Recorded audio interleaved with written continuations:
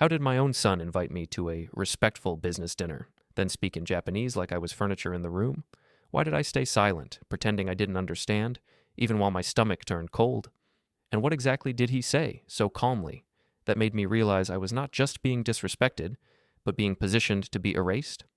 My name is Hiroto Calder, though most people call me Hank. I'm 56 years old, and for the past 3 decades, I've been the quiet backbone of our family's import business. Not the face of it, never the face, but the structure underneath.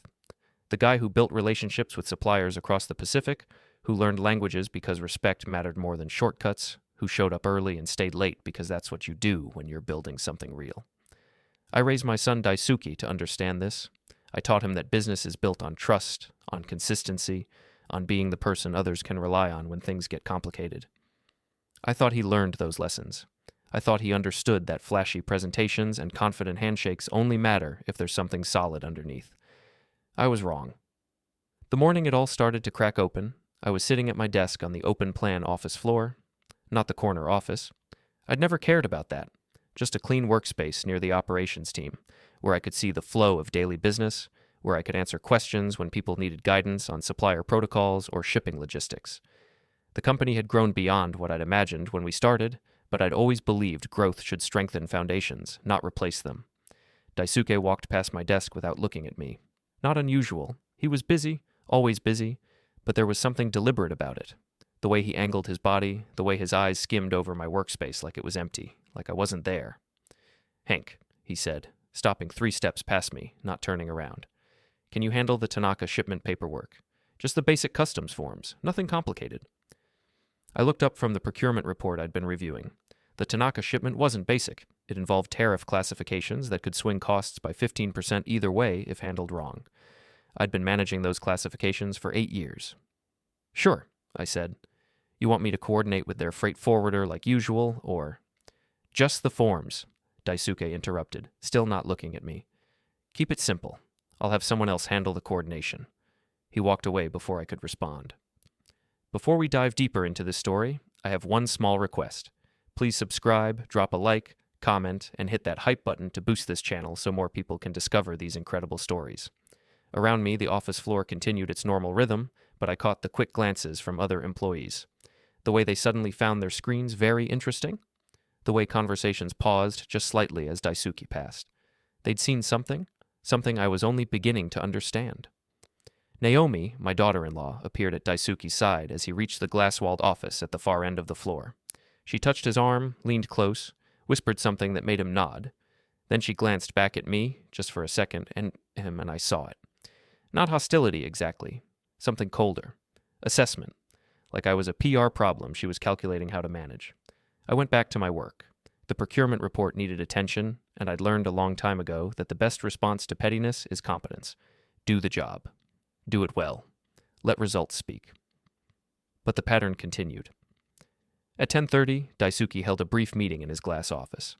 I could see it from my desk. 6 people crowded around his conference table, reviewing something on a laptop screen. I recognized the presentation. It was the supplier relationship overview I'd compiled last month, the one that detailed our key partnerships in Osaka, Tokyo, and Nagoya. The relationships I'd built, maintained, and documented over 20 years. Nobody invited me to the meeting. At 11:15, I walked past Daisuke's office on my way to the records room. The door was open. He was on the phone, speaking in English with that bright, confident tone he'd perfected in business school. "Absolutely, we're streamlining operations," he was saying. "Modernizing the leadership structure, bringing in fresh strategic vision. The legacy systems served their purpose, but we're building something more dynamic now." Legacy systems. I stopped walking, stood in the hallway, and let those words settle. He meant me. I didn't knock, didn't interrupt. I continued to the records room, pulled the files I needed, and returned to my desk. But something had shifted in my chest. Not anger. I'd learned years ago that anger is expensive and rarely useful, but clarity.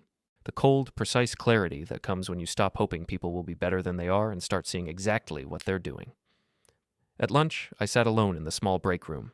I'd brought leftover rice and vegetables from home, nothing fancy. I was halfway through eating when Elliot Grant, our CFO, walked in.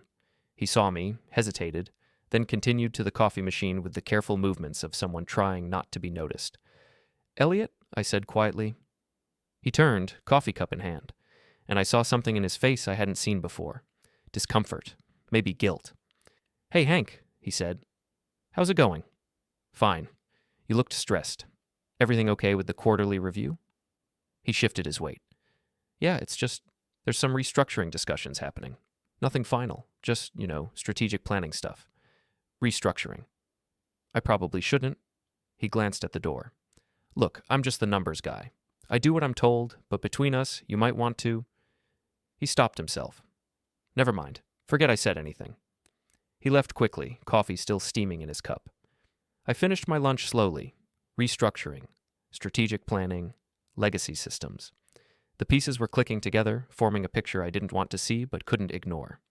That afternoon, Daisuke called a brief all-hands meeting on the floor.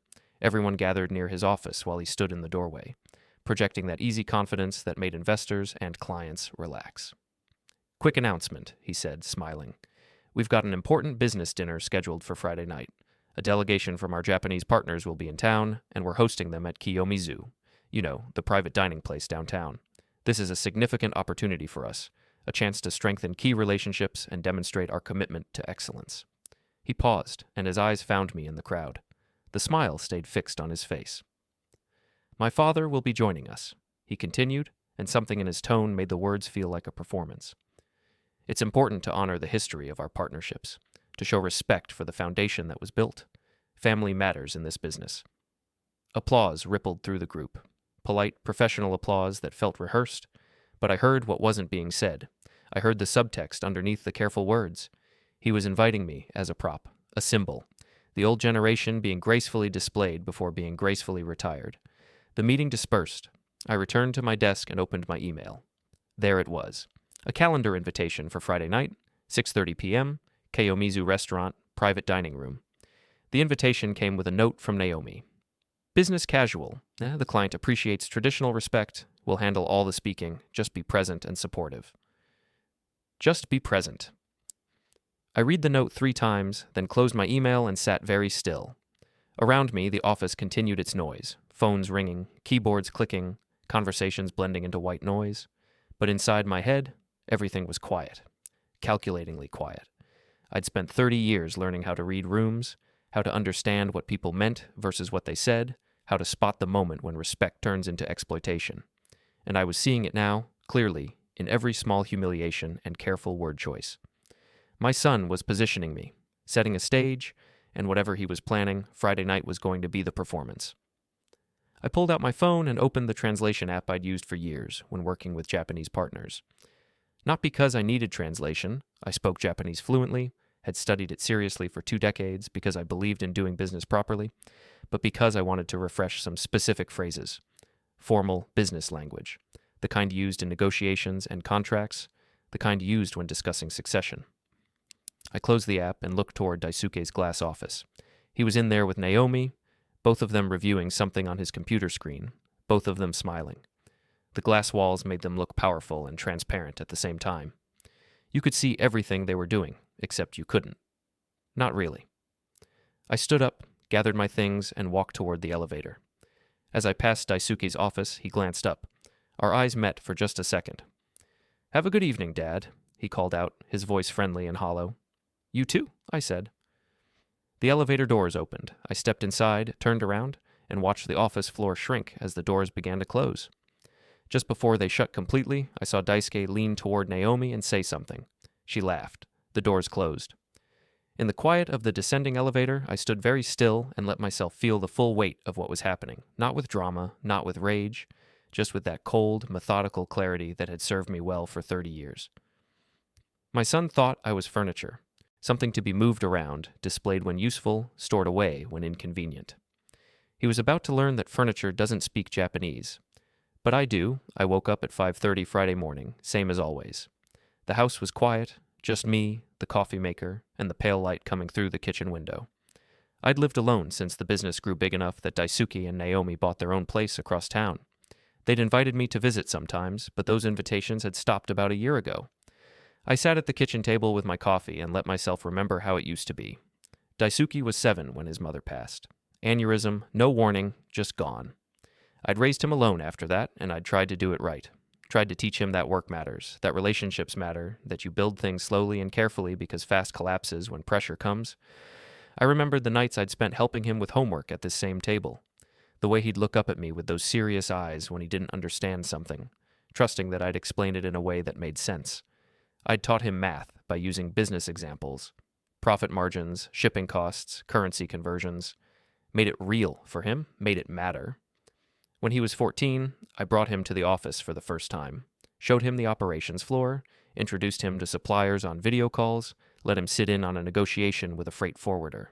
He'd been fascinated, asked smart questions, took notes in a little notebook he carried everywhere. "Dad," he'd said on the drive home that day, "when I grow up, I want to build something like you did, something that helps people and lasts." I'd felt so proud hearing that, thought I was doing it right.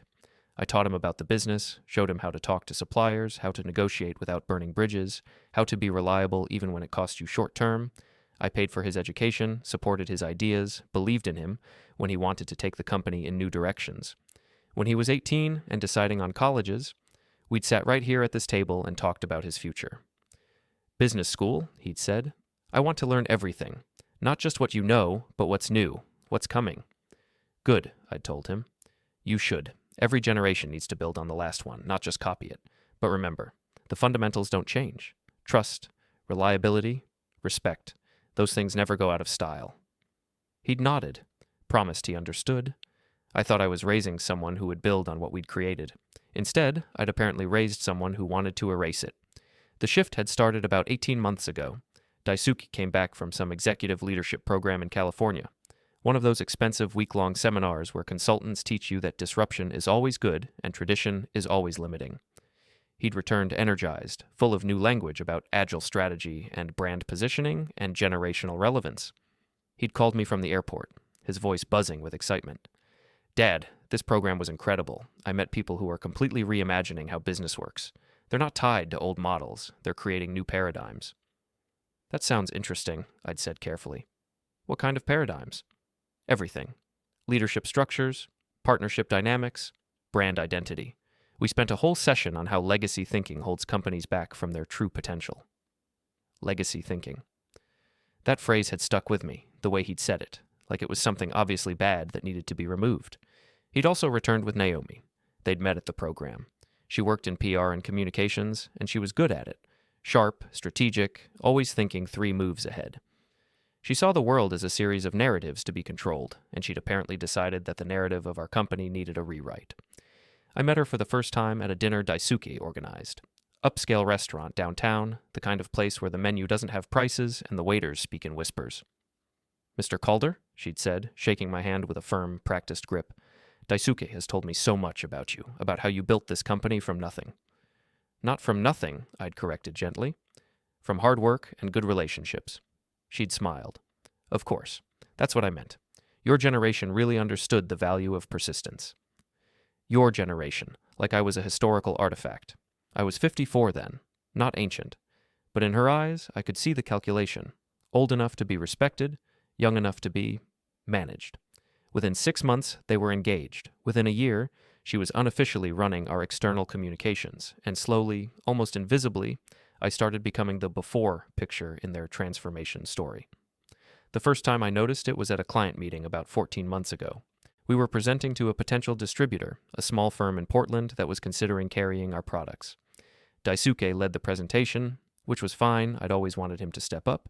But halfway through, he started talking about inherited inefficiencies and outdated relationship models that were being phased out. He said it while I was sitting right there. The client looked confused. I kept my face neutral. After the meeting, I pulled Daisuke aside and asked him what he meant. "Just being honest about where we were versus where we're going," he'd said, shrugging. "Clients appreciate transparency about evolution." "Evolution suggests growth from a foundation," I'd replied carefully. What you described sounded more like rejection. He'd laughed. Actually laughed. "Dad, you're being too sensitive. This is just modern business communication. You have to signal progress." "By calling what came before inefficient?" "By being honest," he'd said, his tone shifting to impatience. "Look, I love you. I respect what you built. But the world has changed. The way you did things worked for the 90s, the early 2000s. But we're competing in a different landscape now. Clients want to hear that we're forward-thinking, not stuck in the past." I'd let it go. Told myself he was learning, finding his voice, and that young leaders sometimes overcompensate with aggressive language, but it kept happening. At company events, he started introducing me as retired, even though I was still working full-time. The first time, I corrected him gently. I'm semi-retired, actually, still involved in operations. He'd laughed it off. Dad, don't be so literal. I'm just giving people the big picture. But he kept doing it, and after the third or fourth time, I stopped correcting him. What was the point? People believed what they saw, and what they saw was Daisuke in charge and me as the friendly old guy who used to run things. In emails to clients, he'd copy me only as an afterthought, always with some phrase like looping in Hank for historical context, or Hank may remember the old protocols. Historical context. Like I was a museum exhibit. Naomi was subtler but more effective. She never criticized me directly.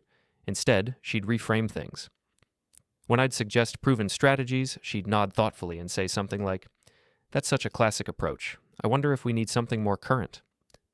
When I'd mention long-standing client relationships, she'd smile and say, "Legacy connections are wonderful, but we need to think about scalability." Once, during a strategy meeting, I brought up a supplier issue that needed careful handling. I'd worked with this particular supplier for 12 years. I knew the owner, knew his family, knew exactly how to approach sensitive negotiations with him. "I can handle this," I'd said. "I know exactly what to say." Naomi had tilted her head sympathetically. "I'm sure you do, Hank. Your instincts about these things are, well, they're very traditional, very relationship-focused, but we're actually trying to move toward more data-driven decision-making, less about personal relationships, more about metrics and outcomes." Daisuke had nodded along. "Exactly. We can't scale personal relationships. We need systems that work without depending on individual connections." I'd sat there, listening to my son explain why the approach I'd spent 30 years perfecting was outdated, while his wife smiled at me like she was teaching a child something simple. She made tradition sound like weakness. The office culture shifted too. Employees who used to ask my advice started going straight to Daisuke. Meetings I'd normally attend suddenly became streamlined. Smaller groups, faster decisions, no need for everyone to be involved. My desk stayed on the main floor while Daisuke moved into the glass office that used to belong to our previous CU. I told myself it was natural succession, the younger generation taking over, the way things should work. But then the real pattern emerged. 3 months ago, I found out accidentally that Daisuke had begun restructuring supplier contracts. He'd reached out to our partners in Japan, the relationships I'd built over 20 years, and proposed updated terms without consulting me. Not illegal, since he had signatory authority, but strange, rushed, like he was trying to establish his own independent relationships while mine were still active. I discovered it when Yuki Tanaka, one of our mid-level suppliers in Osaka, sent me a personal email. "Calder-san," the email began, "I hope this message finds you well. I wanted to reach out to you directly regarding the new terms your son proposed. They represent significant changes to our arrangement. I am confused because you and I had discussed our partnership renewal just 3 months ago, and these new terms seem different from what we discussed. I wanted to ensure there was no miscommunication before responding." I'd stared at that email for a long time. Then I'd walked to Daisuke's office. He'd been on his computer, probably reviewing those same supplier contracts. He'd looked up when I knocked. "Hey, Dad, what's up?" "I got an email from Yuki Tanaka. He's concerned about new contract terms you proposed." Daisuke had barely paused. "Oh yeah, just modernizing the paperwork, nothing major." "He seems to think they're fairly major changes." "Dad." He'd set down his stylus and looked at me with that patient expression. "You don't need to micromanage every detail. I've got this." "I'm not micromanaging. I'm asking about relationships that took decades to build." "And I appreciate that," he'd interrupted, his voice taking on that patient tone people use with children. "But we need to move forward. Your way worked for your era. This is a different business environment now." "What specifically are you changing?" "Payment terms, mostly. Volume commitments. Standard stuff. We're positioning ourselves for better leverage." "Leverage?" I'd felt something cold settle in my stomach. "These are partners, not adversaries. We don't leverage them, we work with them." He'd actually rolled his eyes. "That's exactly the old school thinking that holds us back, Dad. Look, I know you like the friendly relationship approach, but business is business. We need to optimize our position." I'd felt something crack inside me then. Not anger, something deeper. The realization that he didn't just want to lead the company. He wanted to erase the fact that I'd ever been essential to it. 2 months ago, I overheard a conversation. I wasn't trying to eavesdrop. I was in the records room, filing some old contracts, when Daisuke and Naomi walked past without knowing I was there. Their voices carried through the thin wall. "Just need to be patient," Naomi was saying. "You can't push too hard too fast. Optics matter." I know, Daisuke replied. "But having him around undermines the whole rebranding effort. Clients see him and think, old school. That's not the image we need. So use him strategically. Bring him out when you need traditional credibility, but keep him peripheral otherwise. Eventually, people will stop asking about him." "The Japanese partners still respect him, though. That's the problem. Then make sure they respect you more. Show them that you're the future. Once they're locked in with you, your father becomes irrelevant." Their voices faded as they walked away. I'd stood in that records room for a long time, contract still in my hand, and felt the full weight of what I'd just heard. My son wasn't just taking over the business, he was strategically erasing me from it, and he thought I was too soft, too passive, too old-fashioned to notice or care. I'd driven home that night in silence, sat in my garage, looked at the boxes of old files and documents I'd kept over the years, the kind of institutional memory that doesn't fit in digital databases, contracts, correspondence, notes from difficult negotiations that had eventually worked out. Proof that the relationships I'd built weren't just legacy connections, but actual complex trust structures that took years to establish. And I'd started thinking about systems. Not revenge, not drama, systems. Because here's what Daisuke and Naomi didn't understand. Modern business still runs on old-fashioned things. Signatures, authorizations, legal structures, institutional knowledge, key person dependencies that don't disappear just because someone wants to rebrand. I'd built our Japanese partnerships carefully. Very carefully. And in that careful building, I'd made sure that certain critical elements, contracts, authority structures, relationship frameworks, required continuity. Not out of ego, but out of prudence. Because businesses need stability. Daisuke had signatory authority, but there were other kinds of authority, other kinds of power that didn't come from a title or a glass office. I'd started making quiet phone calls, not dramatic ones, just careful conversations with people who'd known me for years. Marina Holt, who used to handle our legal compliance before retiring. A few banking contacts who understood how business structures actually work. Some old friends at Japanese firms who valued long relationships over flashy presentations. The first call had been to Marina on a Tuesday evening 3 weeks ago. "Hank," she'd answered, "this is unexpected. How are you?" "I'm well. Listen, I have some questions about contract structures, purely hypothetical." There'd been a pause, then, "Hypothetically involving your son?" I shouldn't have been surprised, she'd guessed. Marina had always been sharp. "Maybe. Come to my office tomorrow. Bring nothing. Just talk." That meeting had been revealing. I'd explained the situation, not emotionally, just factually, and Marina had listened with the focused attention she'd always brought to complex problems. "Here's what you need to understand," she'd said finally. "Modern business leaders often mistake authority for power. Authority is what's written down. Titles, signing privileges, formal roles. Power is what's built into systems. And from what you're describing, you built quite a bit of power into your systems without realizing it." "What do you mean?" "Key person clauses, continuity requirements, relationship frameworks that specify individuals, not just positions. You built them in as protection, smart business practice, but they also mean that certain changes can't happen without your involvement, not legally, not properly." I'd started to see it then, the architecture I'd created without fully understanding its implications. I didn't tell them I was planning anything, I just asked questions, clarified some details about contracts and authorities and proper procedures, made sure I understood exactly what power I still had, legally and practically. And I learned something interesting. I still had quite a bit. Now it was Friday morning, and I was sitting at my kitchen table thinking about tonight's dinner, the private dining room, the Japanese clients, the important opportunity Daisuke had announced to the whole office. I'd spent the week watching him prepare. He'd been practicing his Japanese, which he'd studied in college but rarely used. I'd heard him in his office, repeating phrases, stumbling over honorifics. His Japanese was functional but basic, good enough for pleasantries, not for real negotiation. He didn't know I'd studied Japanese seriously for 20 years. That I'd spent months in Japan, living with host families, learning not just the language, but the culture, the subtle hierarchies, the unspoken rules of respect, the ways that trust gets built or destroyed through small details. He'd bought a new suit.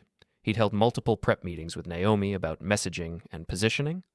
He told me twice that I should just be present and let the younger generation handle the talking. He thought tonight was his coronation. The moment when he'd demonstrate his leadership to partners who'd known me for decades, proving that he was the future and I was just ceremonial past. He'd even specified that we'd be in a private room, controlled environment, witnesses who mattered, a perfect stage for his performance. What he didn't know was that private rooms work both ways. My phone buzzed. A text from Marina. Good luck tonight. Remember what we discussed. I'd met with her earlier in the week, shown her nothing specific, no documents, no dramatic evidence, just asked some careful questions about proper procedures and boundaries. She'd understood immediately what I was really asking. If you're planning what I think you're planning, she'd said, make sure you're doing it for the right reasons. Not revenge, not ego, but legitimate protection of legitimate interests. That's exactly what it is, I'd told her. Then be very careful, very precise, and very calm, she'd said. Systems respect calm. I finished my coffee, rinsed the cup, and went upstairs to shower. In the closet, I looked at my clothes. Not the new suit, nothing flashy, just a simple dark jacket, white shirt, dark pants. Professional but not performing. The way I'd always dressed for important meetings. Because tonight wasn't about performance, tonight was about precision. The office felt different that Friday. Or maybe I was just seeing it differently now. I arrived early, same as always, but instead of going straight to my desk, I stopped by the records room. Not because I needed anything, I'd already organized everything I might need over the past week, but because I wanted to see it one more time.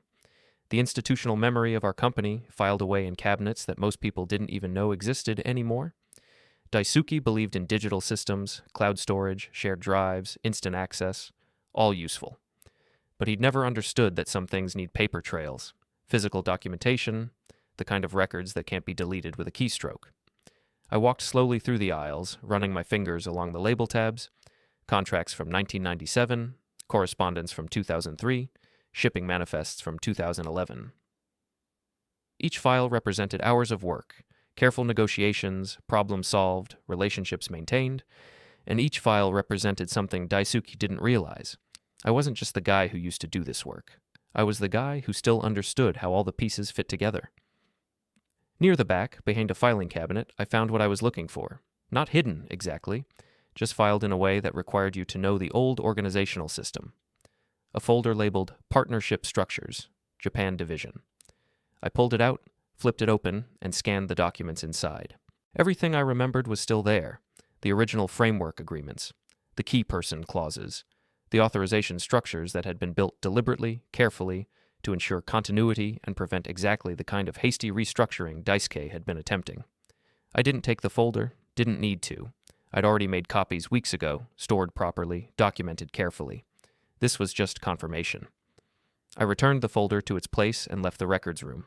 At my desk, I worked through normal Friday tasks, reviewed some shipping schedules, answered a few emails from suppliers who still copied me out of habit, kept everything ordinary and unremarkable, but I was watching. At 10 a.m., Daisuke emerged from his glass office and walked the floor with Naomi at his side. They stopped at various desks, chatting briefly with employees, projecting energy and confidence. Every few desks, he'd laugh at something, touch someone's shoulder, make that easy connection that clients and staff found so appealing. He was good at it. I'd taught him to be good at it. He just didn't understand that charm without structure is just performance, and performances end. They reached my desk. Daisuke leaned against the partition, casual and friendly, while Naomi stood slightly behind him with her professional smile. "Hey, Dad," Daisuke said. "Ready for tonight?"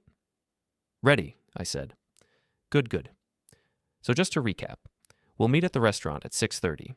Kenji Watanabe will be there representing our partners, along with a couple of his colleagues, maybe a senior decision maker too, depending on schedules. It's a great opportunity to show them our growth, our vision, our commitment to the partnership. Understood, I said.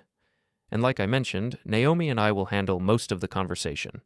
We've prepared some talking points, done our research. Your presence is important symbolically, the founder energy, the legacy respect, but don't feel like you need to jump in or manage things. We've got it covered.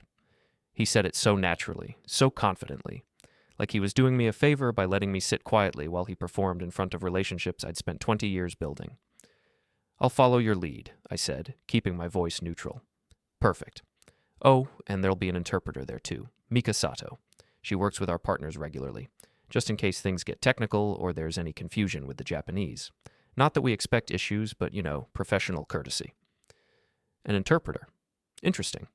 So he was planning to conduct some of the conversation in Japanese, showing off his language skills, making sure everyone saw him as the bridge between cultures. He didn't know I'd be understanding every word. Sounds well planned, I said. It is.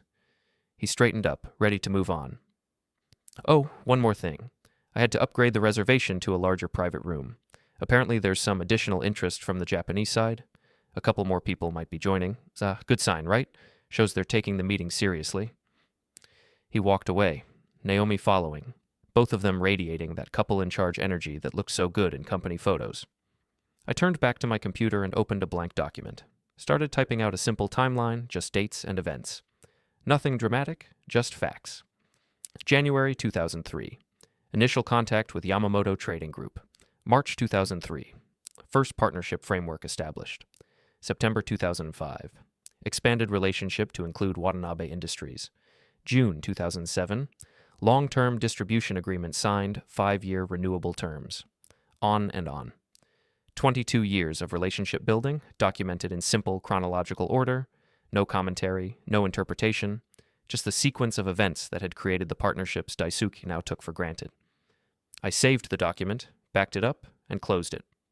At noon, I took a walk. Not far, just around the block, getting some air, thinking. The city was busy with Friday lunch crowds, people laughing and rushing and living their normal lives. I envied them a little.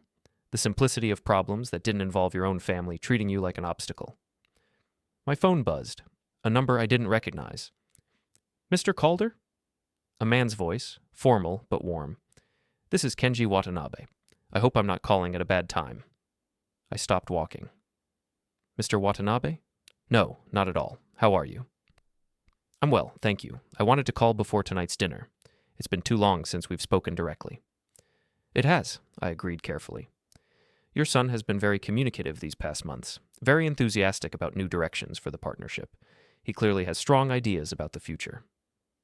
Something in his tone made me pause. Not criticism exactly, just observation. Daisuke is energetic, I said. Sometimes too much so.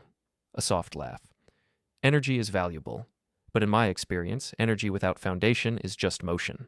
I'm looking forward to tonight's discussion. It will be good to see both generations together, to understand the full picture of where your company stands. I'm looking forward to it as well, I said. I should mention, I'm bringing Tanaka-san with me.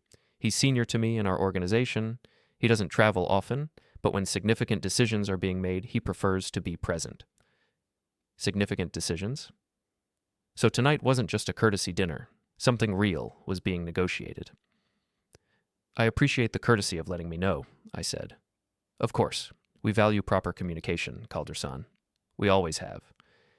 He hung up. I stood on the sidewalk for a long moment, phone in hand, processing that conversation. Kenji Watanabe had been my primary contact in Japan for over 15 years. We'd negotiated through difficult periods, solved complex problems, built genuine trust. He was calling me directly, before the meeting, to signal something.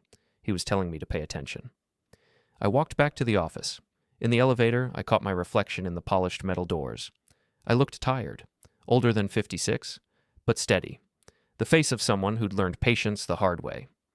The doors opened. I stepped out onto our floor and immediately felt the change in atmosphere. Something had shifted while I was gone. Employees were clustered in small groups, talking quietly. As I walked toward my desk, conversations paused. A few people nodded at me with expressions I couldn't quite read. Sympathy? Awkwardness? I sat down and checked my email. There it was. A company-wide message from Daisuke sent 15 minutes ago. Team. Exciting updates. After tonight's successful dinner with our Japanese partners, we'll be implementing some organizational changes to better position us for future growth. Some roles will be restructured to reflect our evolving needs. More details next week, but wanted to give everyone a heads up. Change is always challenging, but it's necessary for progress. Thanks for your continued dedication to our mission. I read it 3 times.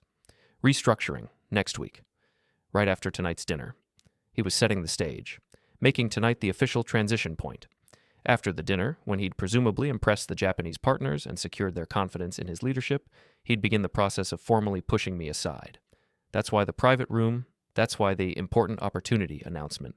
That's why the careful messaging about me being present but not leading. Tonight was supposed to be my farewell performance, whether I knew it or not. I closed the email and sat very still.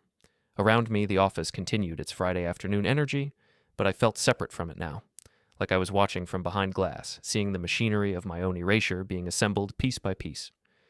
Elliot Grant walked past my desk, then stopped and turned back. He looked around to make sure nobody was watching, then leaned in close. "Hank," he said quietly. "That email. I just want you to know he didn't consult me on the wording. I would have suggested something more diplomatic." "It's fine, Elliot." "It's not fine. You built this company. You deserve better than—" "It's fine," I repeated, keeping my voice gentle. "Really. Things change. People move on. It's natural." He looked at me with something like pity, then nodded and walked away. I went back to work, finished the shipping schedules, organized some files, did everything normally and carefully like it was just another Friday. But in my pocket, my phone held Marina's text from this morning, and in my briefcase, carefully filed and documented, was everything I'd quietly assembled over the past 3 weeks. Daisuke thought tonight was his coronation. He thought wrong. I left the office at 4 p.m., earlier than usual, but nobody questioned it. Maybe they assumed I was going home to prepare for the dinner, or maybe they just didn't care anymore. I drove to a quiet coffee shop across town, away from anywhere I might see colleagues or clients. Ordered black coffee and sat in the back corner, away from the windows. At 4:30, Marina Holt arrived. She was 51, sharp-eyed, with gray hair she'd stopped dyeing years ago because she didn't care about other people's ideas of professional appearance. She'd handled legal compliance for our company until she retired 3 years ago, and she'd been my friend even longer than that. She sat across from me, no coffee, just her leather folder and that direct gaze that had intimidated countless auditors. "You're sure about this?" she asked. "I'm sure. Because once you do this, there's no going back. The relationship with your son will fundamentally change." "It already has," I said. "I'm just catching up to reality." She nodded slowly. "Walk me through it one more time. Not what you feel. What you know." I laid it out methodically. The restructuring attempts, the contract modifications, the deliberate exclusion from decisions, the company-wide email sent today announcing changes right after tonight's dinner, the pattern of erasure disguised as succession. "And you have documentation?" she asked. "Of everything that matters. The original partnership structures, the key person clauses, the authorization requirements, the relationship history, the communications that show pattern and intent." "And you're not just going to wave documents around dramatically?" "No," I said. "I'm going to let them reveal themselves first. Let Daisuke perform whatever he's planning to perform. Then I'm going to provide context, calmly, factually, in front of people who value stability and trust." Marina was quiet for a moment, thinking. "The Japanese partners? You're confident they'll respond the way you expect?" "I've known Kenji Watanabe for 15 years. I know what matters to him. And his boss, Tanaka-san, is even more traditional about business relationships. If they see someone being dishonest or disrespectful in a business context, especially in front of witnesses, they won't just be offended. They'll recalibrate their entire assessment of the relationship. And your son doesn't understand this. My son thinks charm is enough. He thinks if he smiles confidently and speaks some Japanese and talks about modern strategy, people will automatically trust him. He doesn't understand that trust is built through consistency over time, and that watching someone treat their father like disposable furniture tells you everything about how they'll treat partners when it's convenient." Marina opened her folder and pulled out a single sheet of paper. "I made some notes. Not legal advice, I'm not representing you. Just observations about proper procedures." I read through her notes. They were precise, careful, and exactly what I needed. Not a plan for revenge, a framework for protection. "Thank you," I said. "Don't thank me. Just be very, very careful tonight. Stay calm. Don't let emotion drive the moment. Everything you do needs to be defensible as proper business practice and legitimate boundary setting.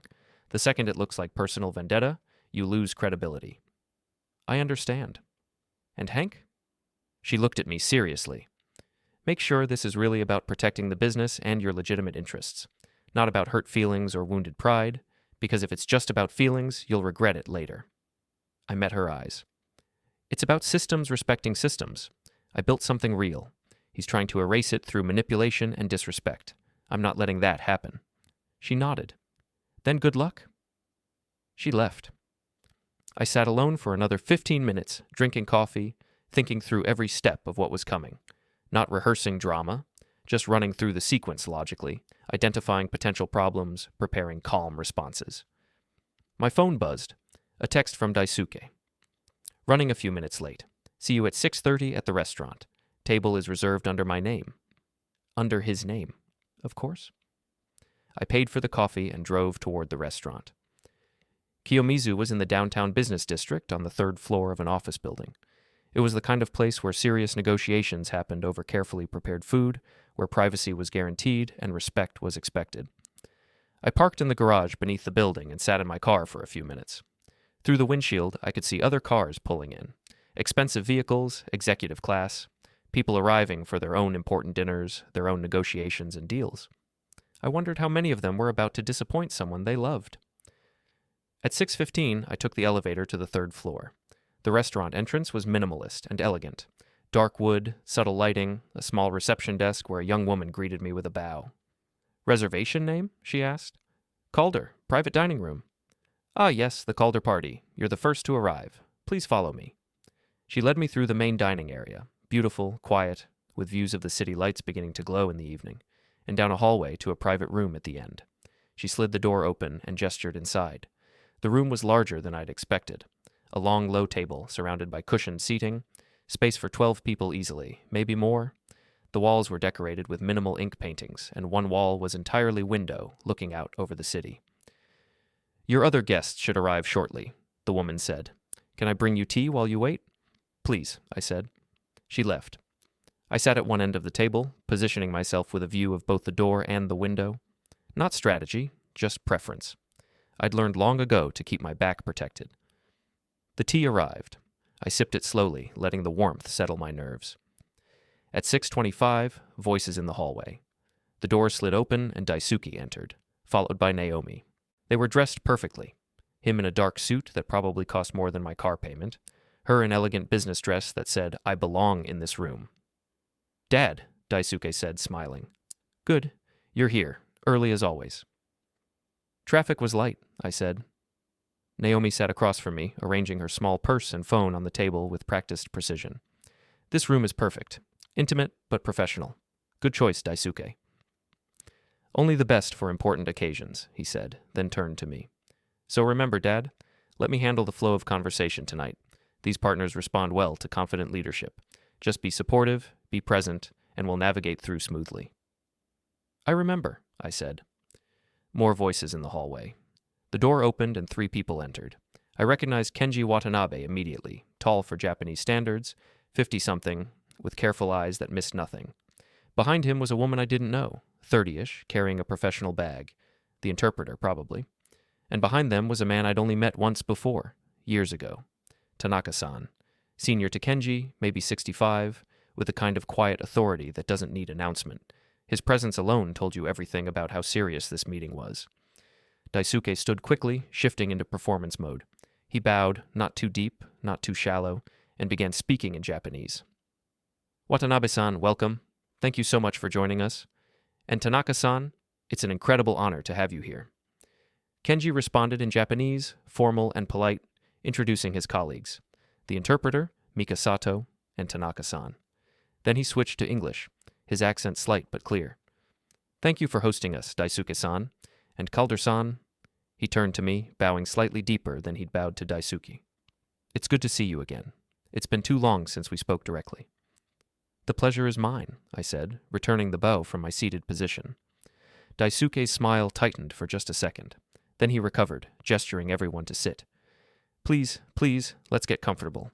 We have excellent food coming and excellent conversation ahead. Everyone settled around the table. The arrangement ended up with Daisuke at one end, me at the other, and the Japanese guests in between. Naomi positioned herself next to Daisuke. The interpreter sat to the side, slightly separate, her notebook ready. Servers arrived with the first course, delicate appetizers that looked too beautiful to eat. Conversation flowed politely through small talk about travel, weather, the restaurant. But I felt the underlying tension. Everyone in this room knew something important was happening tonight. The question was whether we all understood the same thing. Daisuke raised his water glass. Before we go further, I want to propose a toast to partnerships, old and new, to respect for what was built and excitement for what we're building, to the future of our collaboration. Everyone raised their glasses. The toast was proper. The words were careful. But I watched Tanaka-san's face as Daisuke spoke. Watched the way his expression stayed neutral, unreadable. He was evaluating, measuring, waiting to see what tonight would really reveal. The door closed, the dinner began, and I settled into my chair, sipped my water, and prepared to be quiet. Very, very quiet. Until the exact right moment.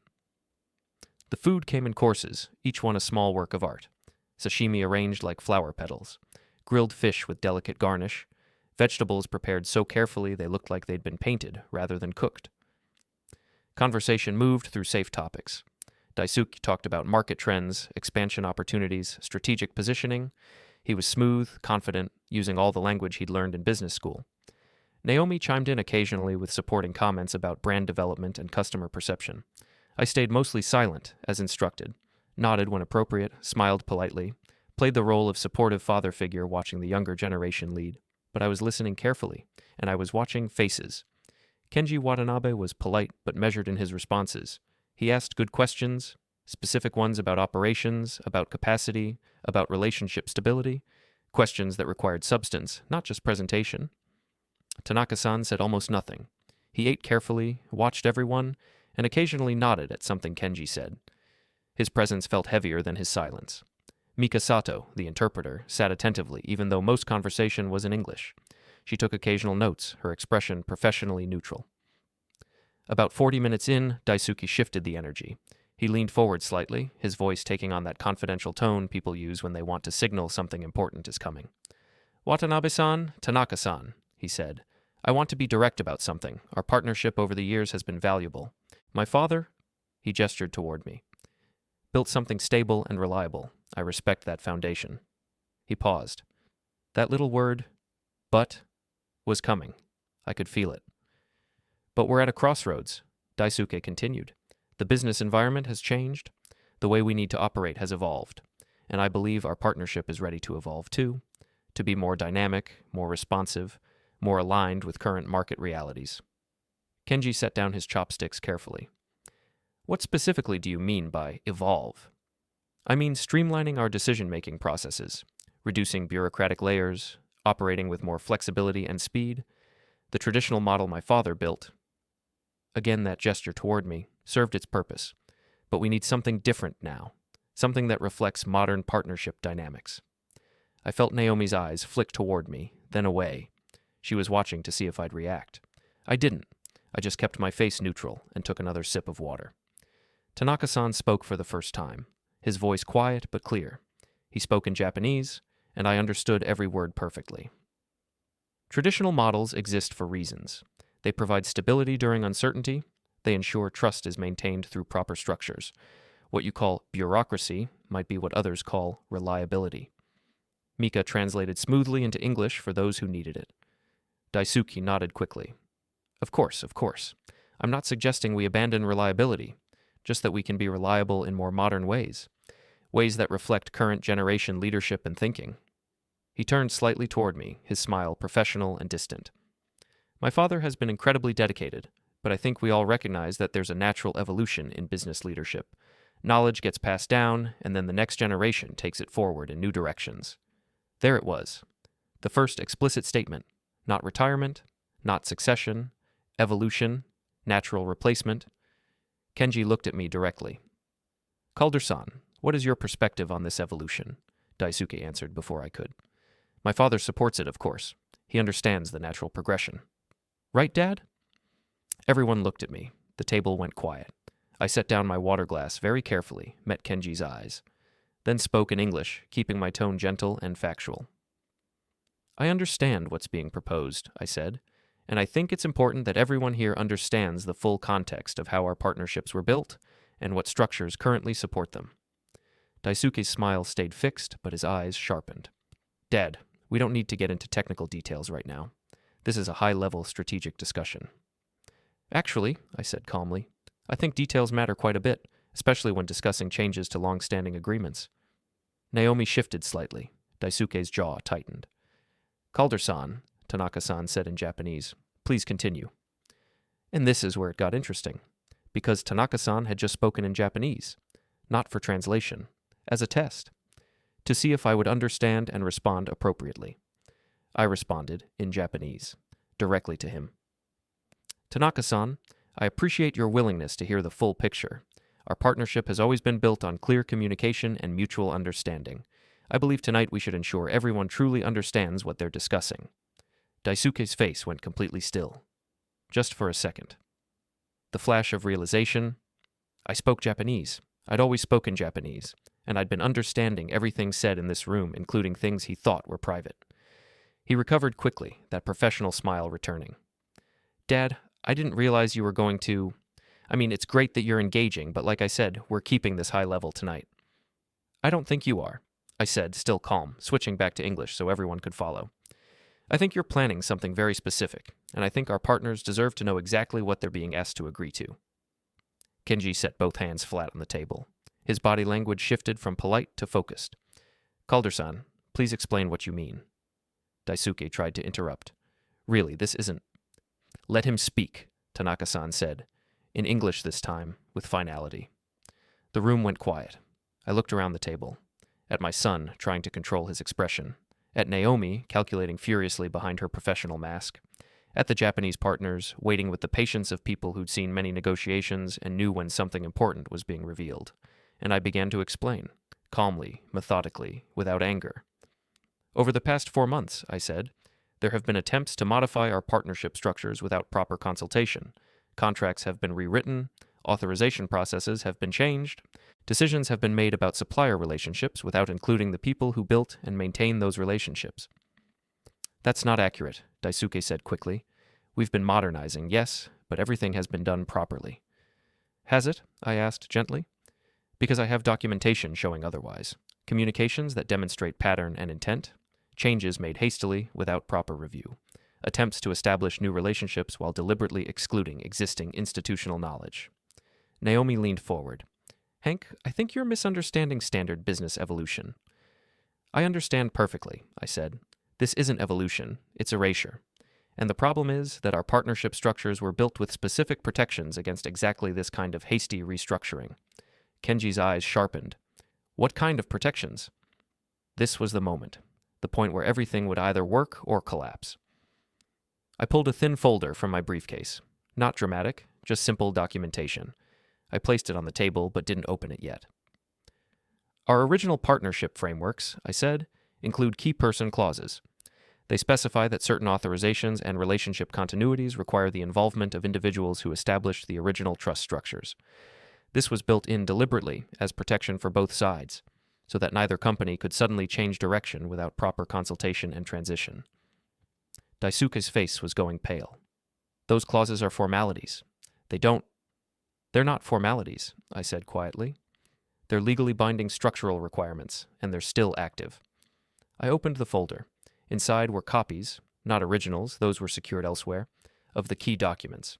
Partnership frameworks from 2007, authorization structures from 2011, the clauses that spelled out very clearly that certain critical decisions required my approval, my signature, my involvement. I slid copies across the table to Kenji and Tanaka-san. Kenji read quickly, his expression shifting from curious to concerned. Tanaka-san read more slowly, his face unreadable. These agreements, I said, specify that I remain a key person for partnership continuity until proper transition procedures are completed. Those procedures require consultation, documentation, and mutual agreement from all parties, including your organization. None of that has happened. Daisuke was gripping the edge of the table. Dad, this is completely inappropriate. You're sabotaging. I'm protecting, I interrupted, my voice still calm but carrying new weight. Protecting relationships that were built carefully, protecting structures that ensure stability, and protecting both companies from decisions made hastily by people who haven't earned the trust they're trying to claim. Naomi tried to recover. Surely we can discuss this privately, as a family. This isn't family business, I said. This is partnership business, and it needs to be discussed here, now, with all parties present. Tanaka-san set down the documents. When he spoke, his voice was very quiet, which somehow made it carry more weight than shouting would have. Daisuke-san, he said in English, did you know about these structural requirements when you proposed your evolution? Daisuke opened his mouth, closed it, tried again. The structures are old. I believe they could be updated through normal processes. Did you consult anyone about proper procedures? Tanaka-san asked. Did you seek guidance about transition protocols? Silence. Did you? Tanaka-san continued, his tone becoming sharper. Invite your father to this dinner planning to honor him, or planning to position him as someone being phased out? Daisuke's silence was answer enough. Kenji looked at me. Calder-san, if we had proceeded with the changes your son proposed without understanding these requirements, what would have happened? Contract violations, I said simply. Authorization gaps, relationship breakdowns with suppliers who trust institutional continuity, potential legal complications, and most importantly, broken trust with partners who value proper procedure. I let that sink in, then added very carefully, I didn't bring this up to cause drama. I brought it up because I believe you deserve to make decisions based on complete information, not on presentations that omit crucial details. The room was absolutely silent. Then Daisuke's phone, sitting on the table, buzzed with a notification. Everyone looked at it. The screen lit up with a message preview, something about restructuring announcement Monday. Tanaka-san's expression shifted, just slightly, but it was enough. I see, he said softly. He stood. Everyone immediately went still. Watanabe-san, he said in Japanese, I believe we need to reconsider several things. This dinner is concluded. Kenji stood as well. He looked at me, bowed properly, and said in careful English, Thank you, Calder-san, for your honesty. We will be in contact about proper procedures going forward. Then he looked at Daisuke. The disappointment in his expression was worse than anger. We value relationships built on trust and proper respect, Kenji said. Tonight has shown us which relationships those are. They left. Mikasato followed, giving me one quick professional nod as she passed. The door closed behind them. And I sat there, the folder still open on the table, while my son stared at me with an expression I'd never seen before. Not anger, something worse. The realization that he'd lost. The silence in the room felt like pressure, like the air itself had turned dense. Daisuke was staring at me across the table, his face cycling through emotions too fast to name.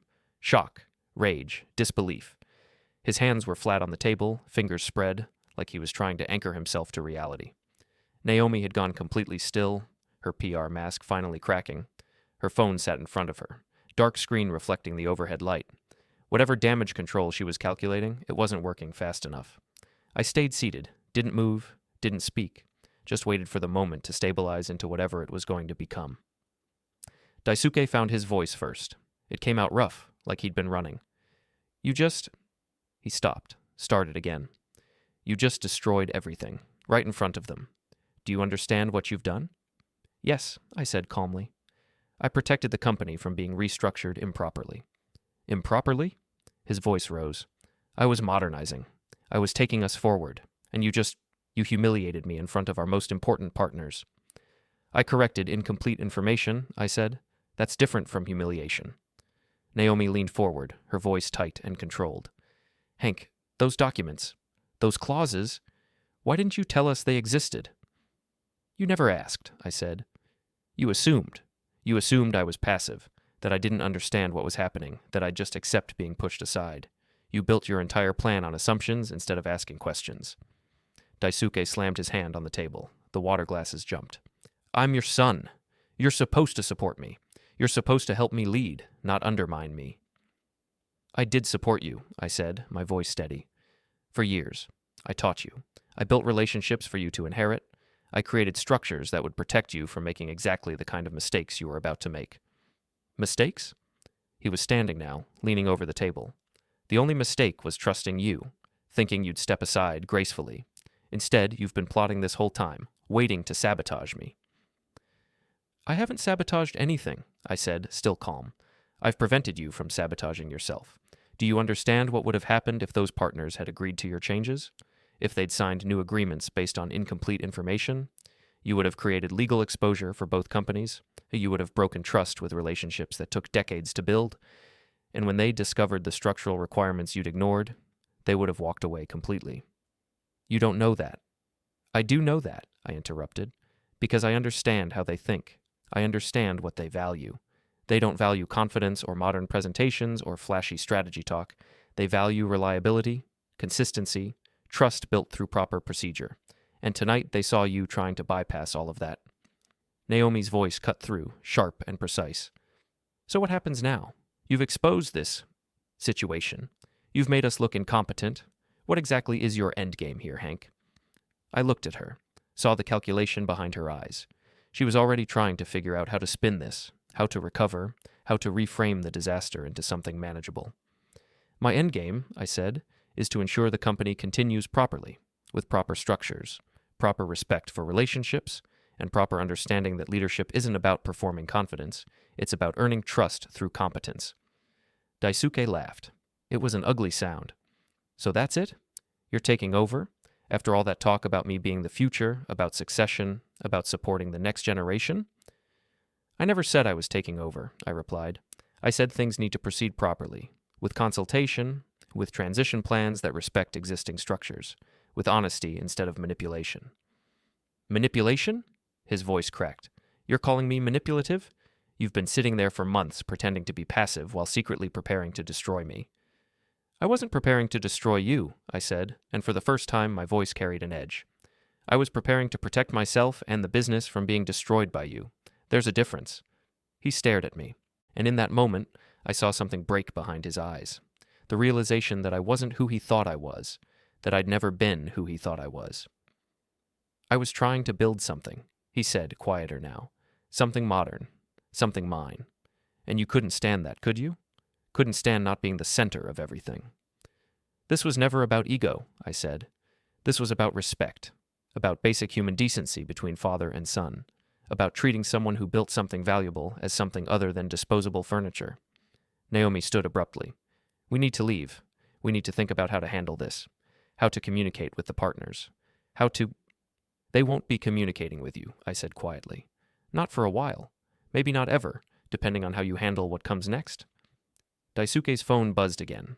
He grabbed it, looked at the screen, and his face went even paler. It's Kenji. He's saying they're pausing all pending agreements pending structural review. Of course they are, I said. They need to understand the real situation before they make any commitments. That's proper procedure. You've destroyed months of work, Daisuke said. His voice had gone flat now, past anger into something colder. Relationships I built, plans I made. You've destroyed all of it. No, I said. I've revealed that what you built wasn't real. It was performance. And when they looked underneath the performance, they found manipulation and disrespect. That's what destroyed it, not me. He stood there, phone in hand, while the full weight of reality settled onto him. The dinner he'd planned as his coronation had become his collapse. The partners he'd thought he was impressing had walked out disappointed. The father he'd thought was weak and passive had just demonstrated structural power he hadn't known existed. Naomi touched his arm. We should go. Now. Daisuke looked at me one more time. I'll never forgive you for this. You might, I said. Eventually. When you understand what I was actually protecting. But right now, you need to leave. You need to think. And you need to decide whether you want to rebuild properly or keep trying to win through manipulation. They left. The door slid shut behind them, and I was alone in the private dining room. The food was still on the table, beautiful and mostly uneaten. The city lights glowed through the window, and I sat there, folder still open in front of me, and let out a long, slow breath. My phone buzzed, a text from Kenji Watanabe. Tanaka-san wishes to meet with you directly. Monday morning, 9 a.m. at our office. Just you. We have much to discuss about proper transition procedures. I read it twice, then replied, I'll be there. Another text came in, this one from Marina. I assume it went as planned? Better, I typed back. Or worse, depending on perspective. Are you okay? She asked. I thought about that question, sat with it for a minute. Was I okay? I'd just publicly exposed my son's manipulation in front of crucial business partners. I'd revealed power I'd kept hidden. I'd ended any pretense of harmonious family succession. I'd chosen business integrity over family peace. And my son would probably hate me for a long time. But the company was protected. The relationships I'd built were preserved. The systems were respected. And most importantly, I'd refused to be erased without fighting back. Yes, I texted Marina. I'm okay. I gathered my folder, stood up, and walked to the window. Below, the city moved through its Friday night rhythms. People living their lives. Unaware that 3 floors up, someone had just drawn a line and refused to be pushed across it.